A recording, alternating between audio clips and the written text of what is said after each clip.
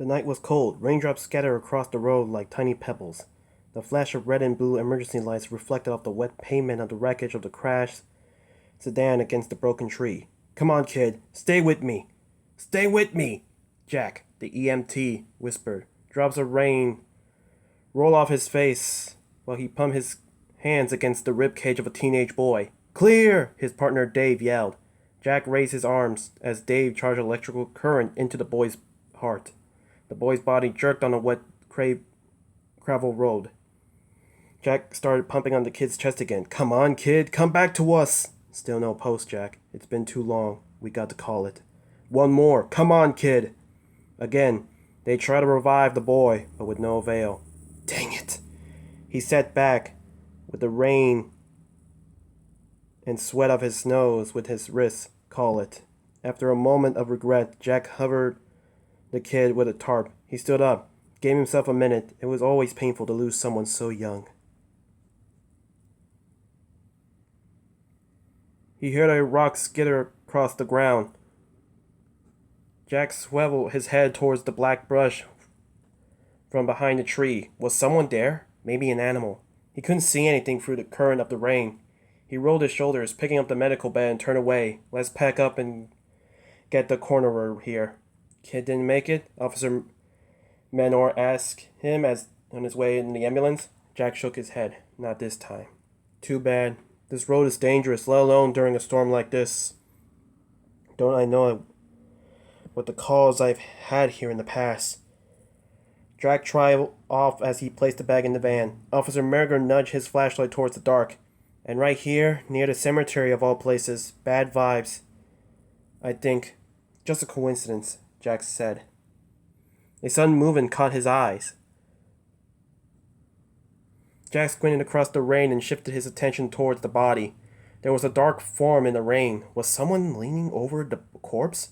For a split second, the hairs of the back of his neck raised. Then he shook the feeling off. He blinked to make sure his eyes weren't playing tricks on him. There was someone, short, slim, frail. The form hovered over the dead boy's body, doing some kind of motion with his hand, back and forth, and then he saw it. A knife.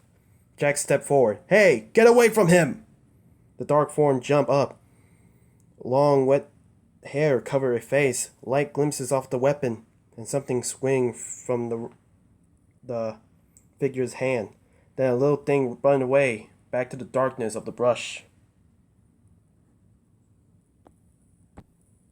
What happened, Jack? Officer Mansour asked, scanning the darkness. Jack pointed towards the dark brush. I saw someone, leaning over the body. It was another kid, I think. Maybe a girl. Officer Manor walked around, shifting his flashlight around the scene. He came back with a slight twist in his lip. You sure about that, Jack? A young kid walking around in this? How's long your shift been? Jack shrugged his shoulder. Going on 24 hours. Yeah, I need some sleep. Maybe I shouldn't have mentioned the cemetery. Got you thinking of spooks in the night. I was only kidding around, you know. Jack went back to the kid's body and picked up the last medical bag. Maybe he was imagining things. The tarp moved. Jack jumped. Holy heck, Dave, we got a live one. What? The kid, he moved. Get the gurney. You sure? Just get over here. Jack tore the tarp from the boy. He saw the kid's face smear with blood. Watched as the kid coughed and sucked in air. The kid moaned. Help. Jack wiped out the portable oxygen and slipped the air mask over the boy's body. It's okay, kid. Breathe. We got you. Nice and easy. You've been in an accident. We're taking you to the hospital. And they're going to take good care of you. Do you remember the accident? The boy gave a slight nod. Driver's a little too fast in the rain. Wrapped around the tree pretty good. Hang in there, kid. You just been gifted a miracle. Jessica pushed the wet mop across the hospital floor, to and fro. She remembered that saying from somewhere before. She just didn't remember from where. Something from the past. A shudder ran through her as her hands trembled on the stick of the mop. She tightened her grip so it wouldn't stop. She felt the hospital staff walk by her. She felt them look at her. She tilted her head forward so her thick black hair curtained her face as much as possible. Not to be seen. not to be noticed. No one said anything to her more than necessary. She didn't speak to them unless spoken to. She performed her job each day after school and mopped the floors of the children's medical wing. She grew accustomed to the scent of sanitized cleaners and dismal odor of the sick. She listened to the murmurings of the staff. She paid attention to the beeps and medical machines hooked up to sick children. She studied the various footsteps she heard from the hard tile floors. Sometimes soft steps, sometimes clicks of heels or stomps of bigger people. Sometimes the steps were rushed, sometimes they were slow. She was aware of each and every child in the hospital wing. She often heard crying and whispers of conversation as she cleans the floors. The doctor says you're doing very well, Brian. You're eating better. Treatment is going well. That's wonderful, son. A woman's voice spoke out from the patient's room that Jessica was near. Yeah, I guess so, Brian murmured. Hang in there, sport. You'll be better before you know it, the man said. And then you'll get to come home and rest in your own bed. I have been feeling little bit hungrier. That's so good to hear, the woman said. When will I get to go home? I hope soon, son, the man said. When you do, we'll get you your favorite pizza from Freddy's Fast Mega Pizzaplex. We'll make it a celebration. How does that sound? Pretty good, actually, the boy said. The man laughed. That's my boy. Bride, spoke the woman.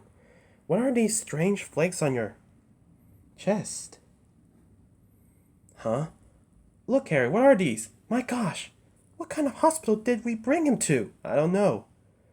They look like a little bit of silvers, the man said. Relax, Jane. I'm sure they're a reasonable explanation. They've been taking good care of him here.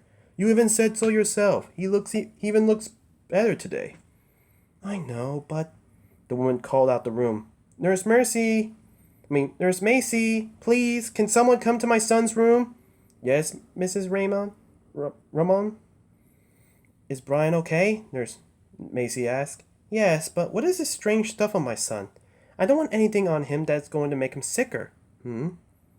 I don't know what that is. The nurse went in and checked Brian's chest and brushed the strange flakes off him. I don't think it's anything serious, Mr. and Mrs. Raymond. I'll have staff sweep it up away and get some new blankets. Please, I don't want any cleaner or anything on him that is going to harm his recovery. Yes, Mrs. Raymond, don't worry. We will never let that happen. Jessica pushed the mop slowly across the hallway, to and fro. She's so strange, that one. A nurse assisting murmuring to Nurse Macy as they were stocking supplies and medical cards. Jessica, you mean? Quiet. Keeps to herself. Never makes any trouble, Nurse Macy shrugged. Nothing wrong with that.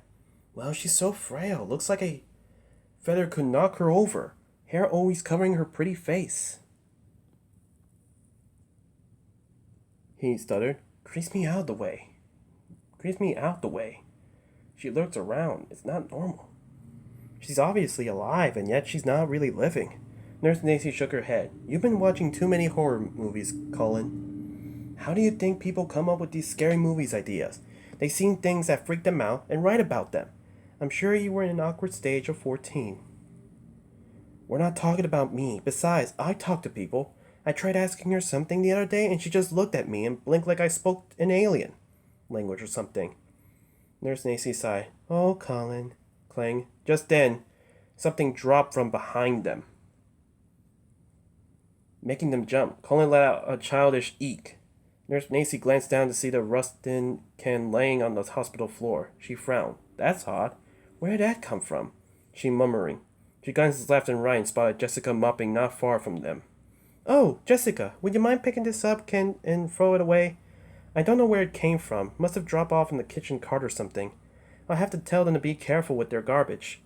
Jessica gave a silent nod and dragged the mop, picked up the can and threw the nearby trash can. Thank you. Oh, and Jessica. Jessica slowly lifted her head, her hair partly to reveal her delicate features. Her eyes were dark. Didn't you used to be brighter brown? Wondered Nurse Macy.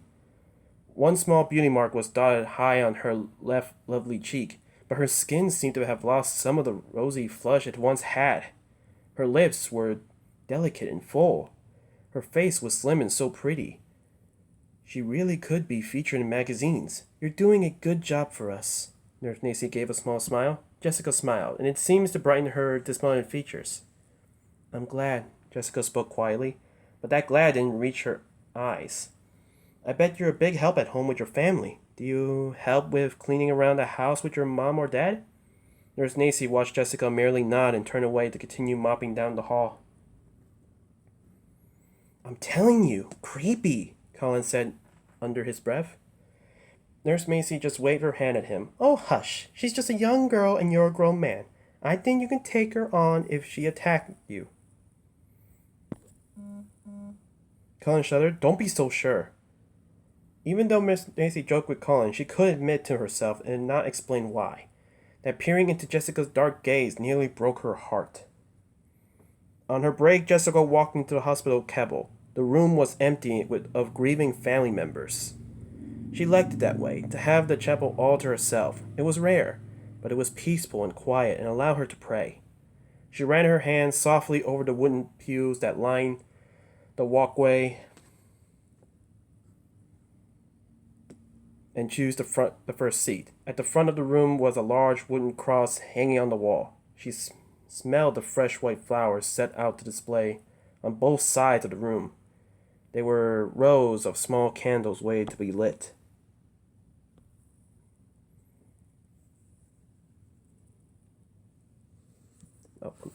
Okay. Quiet, instrumentally music played through the wall speaker. She pulled on the fixed silver chain that hung around her neck from beneath her shirt and lifted it over her head, placing the pendant in her palm. The pendant had once been a whole heart, much larger and thicker. Now it was slightly bigger than a crescent moon, about the width of her thumb with rough scratches embedded on one side. Nearly finished. She clasped her hands around the pendant and closed her eyes. Please help me do good and continue with my purpose. Please help me make a difference. Please help me help others who are sick. Give me the strength to right my wrongs. Give me the courage to do what's right. Thank you. Hello, miss. Are you doing okay? Jessica blinked and stopped praying. She hadn't heard anyone enter the chapel. She looked over and see the priest standing beside the pew. He wore a black suit with a white collar. His hair was dark with streaks of gray, and his eyebrows were thick over the kind brown eyes.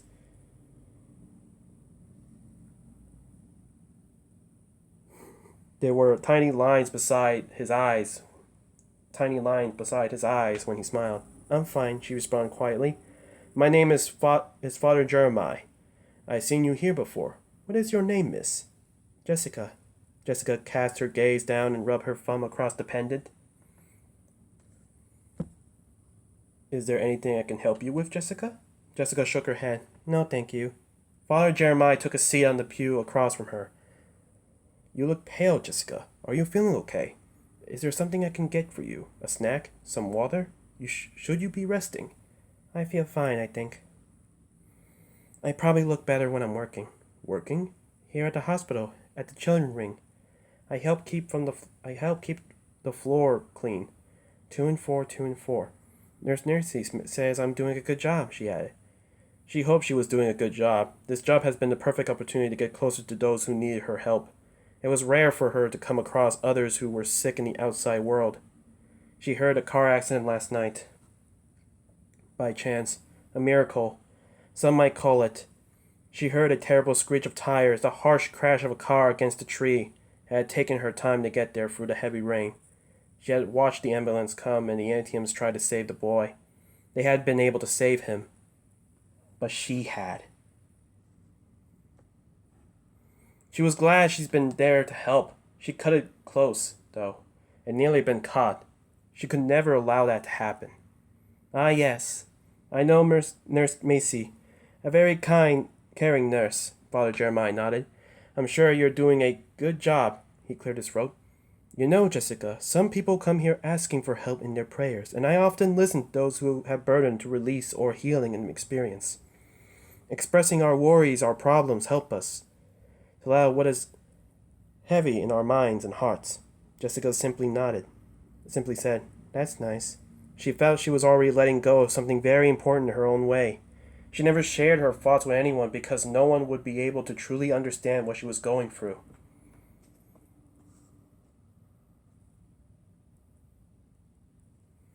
If you ever feel the need to talk to someone, I am here nearly every day to speak with. Should you choose, I am happy to help in any way I can. Jessica nodded her head, keeping her eyes downcast as she rubbed the pendant in her thumb. What is that lovely charm you have there? It must be very special to you. Jessica merely continued to rub her thumb over the pendant and didn't speak any more. After a moment, Father Jeremiah said softly, "Peace be with you, Jessica," and left her alone. After a few moments of prayers, Jessica slipped the chain back over her head and rose from the pew. As per her usual routine, she went to one of those single hospital restrooms. She locked the door and walked in the small mirror above the sink. She inspected dark circles under her eyes and the paleness of her delicate skin. Some might think she was lovely, but the truth was she looked frailer each day. Being lovely was once all she ever wanted. She could feel the weakness take over the body in her each child she helped, in each scrape of the pendant. She wore a black sweatshirt and black pants, and even black sneakers. Black wasn't welcoming color. It kept people away from her. It helped her remember that she wasn't there to enjoy life, but had to stay focused on her purpose. From her pant pocket, she removed a compound powder. She opened the lid and patted the soft applicators to the powder and dotted her face with a concealer. It was a pretty soft lavender ivory that gave her a fresher look. After she put the compound away, she pinched her cheekbones to give her a little color. Her eyelashes were naturally dark and thick, and her lips full and pretty. When she used to smile, people would smile back at her and be interested in what she said. Jessica used to feel that certain things were important, like how she looked, the best clothes, the coolest friends, the cutest boys. But they actually weren't as important as she had thought. Now everything was different, and she never smiled unless she had to. Jessica left the bathroom to return to work. The lights were dim for the evening, and the staff had quieted down. As she pulled a mop and rolled paint from cleaning closet, she heard a faint sound of cartoons playing nearby. Setting her mop aside, Jessica followed the sound to a new patient's room. A little boy with brown hair was curled up inside, asleep.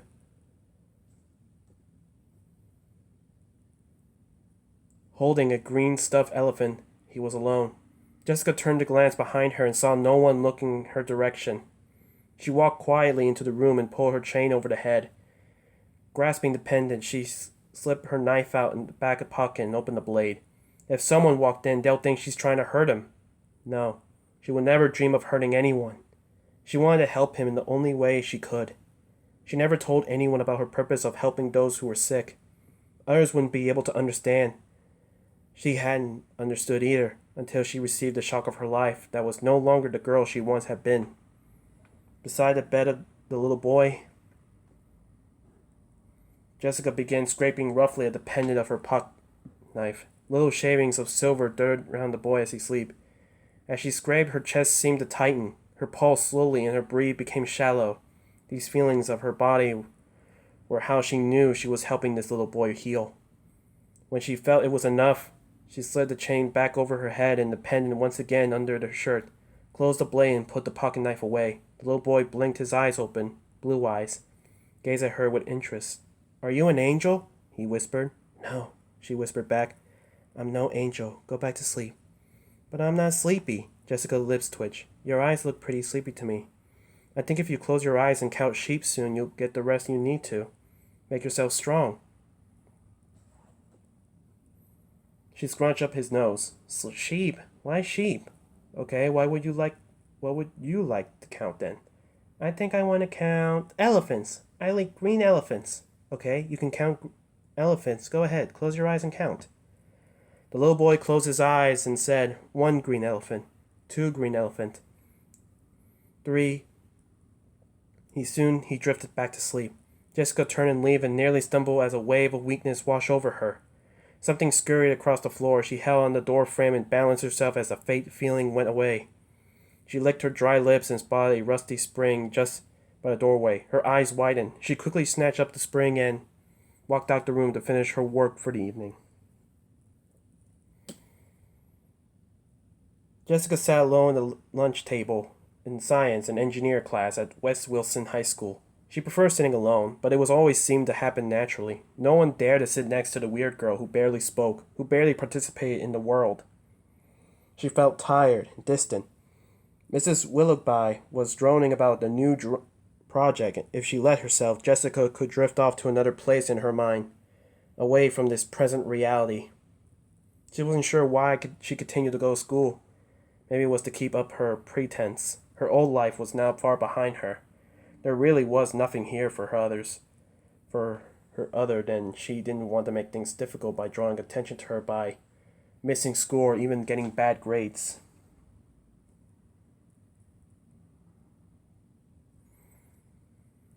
She really could do without the many scents of perfumes and body odors and junk food that surrounded her every day.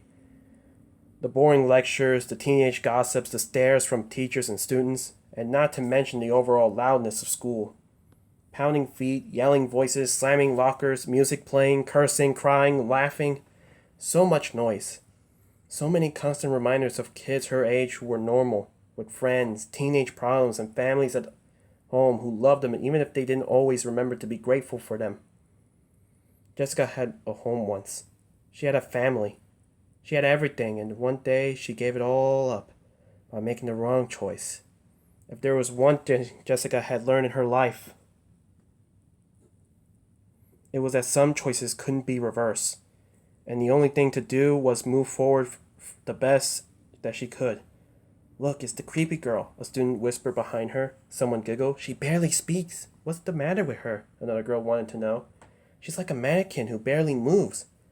Mark Johnson says she creeps around the graveyard. Oh my gosh, like a freaking zombie.